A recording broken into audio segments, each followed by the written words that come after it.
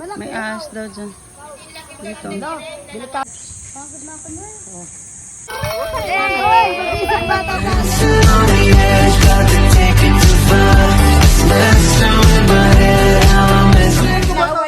Ay, ahas. Hindi nagulat ako, tumatakbo siya. Gumagano. Dapat mga mata ko. Tumayo.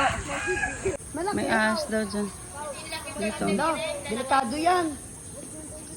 Ito dapat. Yan, ito lang mga gitna na lang ang linisan natin. Wag mo nang ano dun sa gilid. Hindi naman din nila nililinis yan.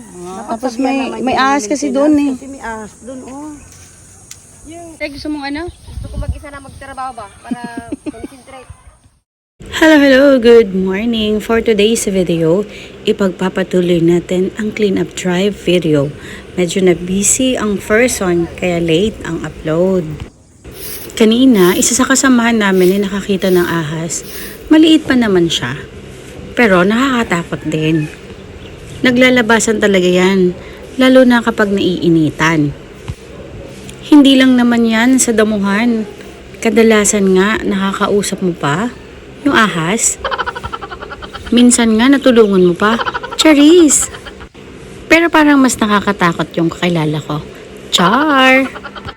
After sa kakatakutan eksena, tuloy pa din ang linis.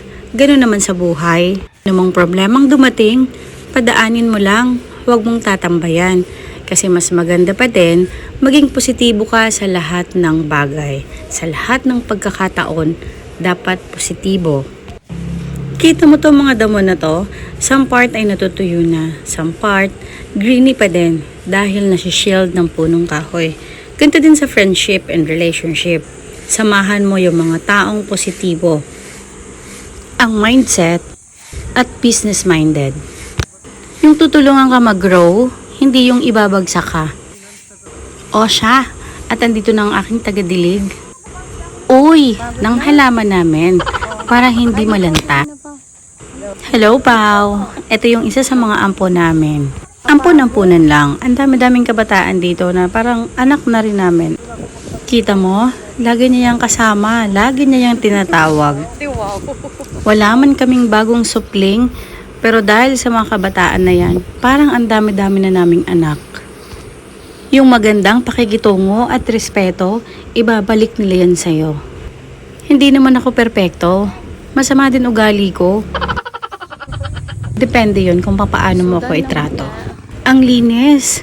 Parang yung kakilala ko. Charis! Yan lahat ng nilinis na yan. Yan, nakikita nyo na yan. Siyempre, hindi ako ang naglinis niyan. Mga kababaihan. Siyempre, kasama na din ako doon. Si Habi at ang ibang kabataan na nakiisa sa Clean Up Drive project ng mga kababaihan. Sana laging ganto, malinis. Ang sarap ng hangin. Nakakapagod, totoo yun, pero masaya. Kagaya nitong mga mamis na to, na kahit pagod na, ang saya-saya pa din nila.